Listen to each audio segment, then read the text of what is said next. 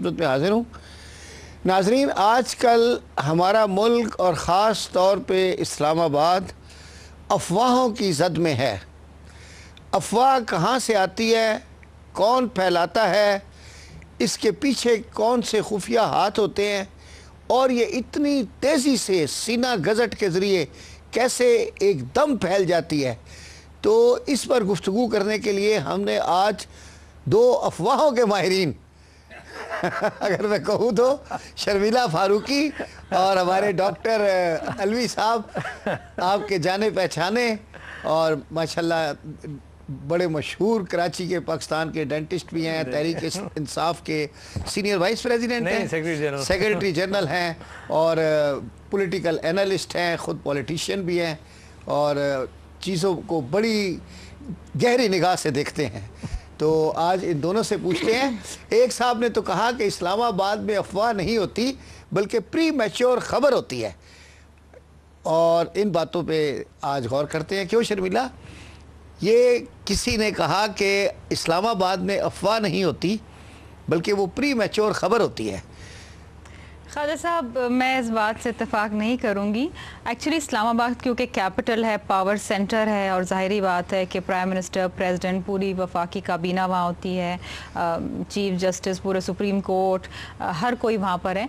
ये आपको पता है, पहले भी ये ड्राइंग रूम गॉसिप्स चलती रही हैं और माजी में भी चलती रही हैं और हमेशा चलती रहेंगी। ये कोई नई चीज़ नहीं है हमारे लिए।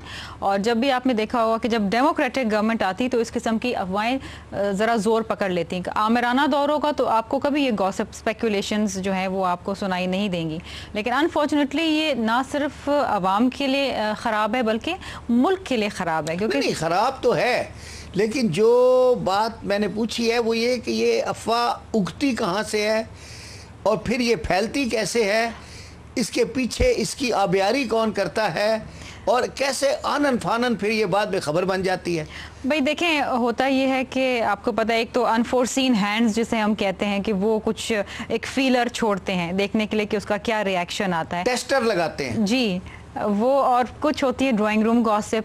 अच्छा, फिर कुछ ऐसे होते हैं, कुछ ऐसे अनासर होते हैं, इंटरनल एक्सटर्नल फोर्सेस ऐसी होती हैं जो चाहती हैं कि हुकूमत इन्हीं अफवाहों में फंसी रहे और जो जिस काम के लिए आई है वो काम ना करें, तो वो फिर ये अफवाहें उड़ाते हैं, ये चीज़ें शुरू होती हैं। आजकल तो एक और एडवांटेज हो गया है कि मीडिया भी आ गया है। मैं उसी पे आ रही थी। पहले तो पीटीवी होता था तो उस पर तो सिर्फ आप तलावत सुन लें, दरसे कुरान सुन लें और मंडियों के भाव जी और सरकारी खबरनामा नहीं, लेकिन अब आपके पास 70-80 चैनल हैं। अच्छा, और अफवाह मिनट में खबर बन जाती है, मिनट में खबर जरूर बनती है। मैं इसी पे आ रही थी ख्वाजा साहब की मीडिया, और मैं इसमें तमाम मीडिया को कसूरवार नहीं ठहराऊंगी। मैं कहती हूँ कि अच्छी सहाफत करें, अच्छे एंकर पर्सन आए, अच्छी बातें करें, ऐसी बातें करें, क्योंकि जब आप यहाँ बैठ के कोई बात करते हैं तो आप एक ओपिनियन बना रहे होते हैं क्योंकि आवाम आपको सुन रही होती है।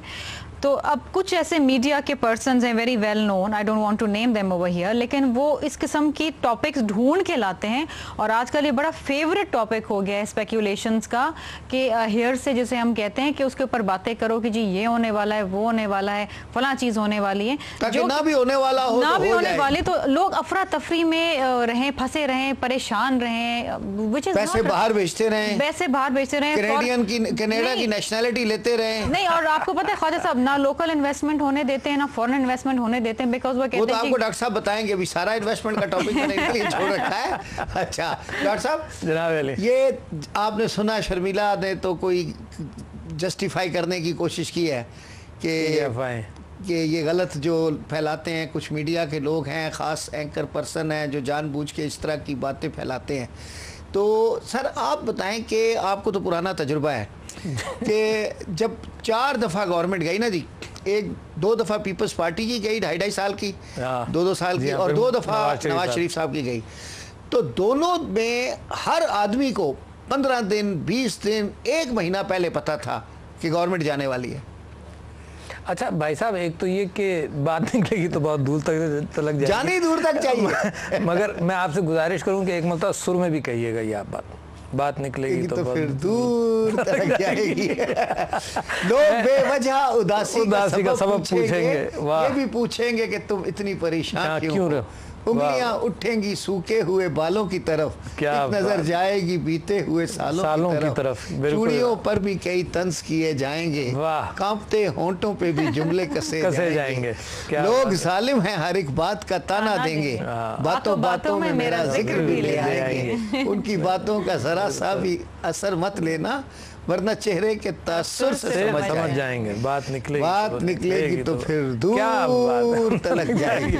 तो बात इस मौजू के आपके प्रोग्राम का जो टाइटल है, तो ये मौजू भी उसकी मुनासबत से बड़ा अच्छा है। मैं भाई साहब, मैं आपसे ये कहना चाहता हूँ कि जब एक तो ये अफवाहों का बाजार हमेशा गर्म रहता है, और ख़ास तौर पर उस माहौल में गर्म हो जाता है जहाँ पर अनसर्टिनिटीज़ हों, और फिर हम तो उस मुल्क के शहरी हैं जहाँ पर पता ही नहीं चलता कि कौन मोइन कुरैशी और कौन शौकत अजीज़, और किन दिनों के अंदर, 4 दिनों के अंदर वो आए और अपना पासपोर्ट बनवाएं और मुल्क के सदर या प्राइम मिनिस्टर। से इतने दिनों में तो अंडे में से बच्चा नहीं निकलता, जितने दिनों में यहाँ वज़ीर आज़म बन जाता है। और मैं आपसे कहता हूँ कि अगर कोई जुआरी हो तो 10 रुपये भी लाखों रुपए के मुकाबले पर नहीं लगाएगा कि मोइन कुरैशी एक नाम का आदमी है जो 15 दिन बाद तुम्हारा प्राइम मिनिस्टर बन जाएगा। सही बात। तो ऐसे मुल्क के अंदर 50 का भाव होगा, 50 का भाव भी नहीं होगा। तो ऐसे मुल्क के हम रहने वाले हैं जहाँ पर फिर कुछ पता नहीं कि क्या हो जाए। तो जो लोग सुनते हैं, इंतज़ार करते हैं कि अंदर की महफिलों में क्या हुआ। अच्छा, आपको याद होगा कि अंदर असल में सियासत जो है ना, वो जो अखबारी सियासत है उससे मुख्तलिफ है। यानी मैं आपको एक बात याद दिलाऊं कि कौसर न्याजी साहब ने एक किताब लिखी थी, शायद आपकी लाइन कट गई और लाइन कट गई। अच्छा, वो मैं यानी उस ज़माने के एतबार से वो पहली किताब थी जिसने इनसाइड एनेक्डोटल एविडेंस दिया कि क्या हुआ, फिर हाँ कौन किससे खफा हुआ, किसने क्या किया है। इसी हवाले से जब लगारी का जोर कलम तो बहुत था ना सर, क्या तहरीर में रवानी थी। तो इसी तरह से जब फारूक लगारी साहब को गुलाम इसाक साहब ने हटाया, उसके पीछे भी एक कहानी थी कि क्या चीज़ उनको दिखाई गई, क्या चीज़ सुनाई गई, और उस बात पर खफगी हुई। तो असल में जब बैकग्राउंड होता है ना, बैकग्राउंड हकीकत जो है वो जो ऊपर कवर है किताब का उससे छुपी हुई होती है। पाकिस्तान में है ना, पाकिस्तान में लोग लिखते भी कम है, लिखते भी हैं तो कई साल बाद लिखते हैं कि जी ये हुआ था।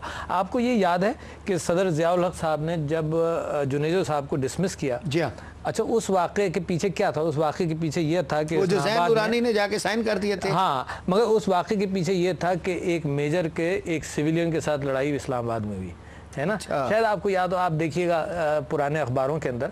अच्छा, वो फ़ौज ने बड़ा इंसल्टिंग महसूस किया। जुनेजो साहब चाइना में बैठे हुए थे और ज़ियाउल हक साहब ने उसी को एक बहाना समझ करके फ़ौज मेरे साथ है इस बात पर कि फ़ौजी की इंसल्ट हुई, उन्होंने जुनेजो साहब की गवर्नमेंट को डिसमिस कर दिया। तो एक्चुअली ये पर्सनल वाक़यात होते हैं जो असरअंदाज होते हैं बहुत सारी चीज़ों में। चीफ जस्टिस साहब का रेस्टोरेशन है, उसके अंदर क्यों कब फैसला हुआ, इसके पीछे भी कहानियां हैं जो आहिस्ता आहिस्ता निकलती नहीं तो मुशर्रफ साहब भी लास्ट मिनट पे ये 18 फरवरी वाली असेंबली को डिसमिस करना चाहते थे। वो तो उनको सिर्फ सपोर्ट नहीं मिली।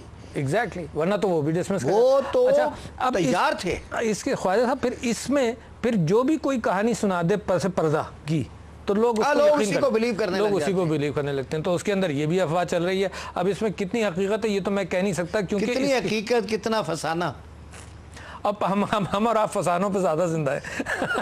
नहीं, पता है असल में सर वो कहते हैं कि सांप का डसा जो है वो रस्सी से भी डरता है और दूध का जला छाछ से डरता है। ठीक है ना, फूक के पीता है। एक ब्रेक लेते हैं सर, फिर इसको जारी करते हैं।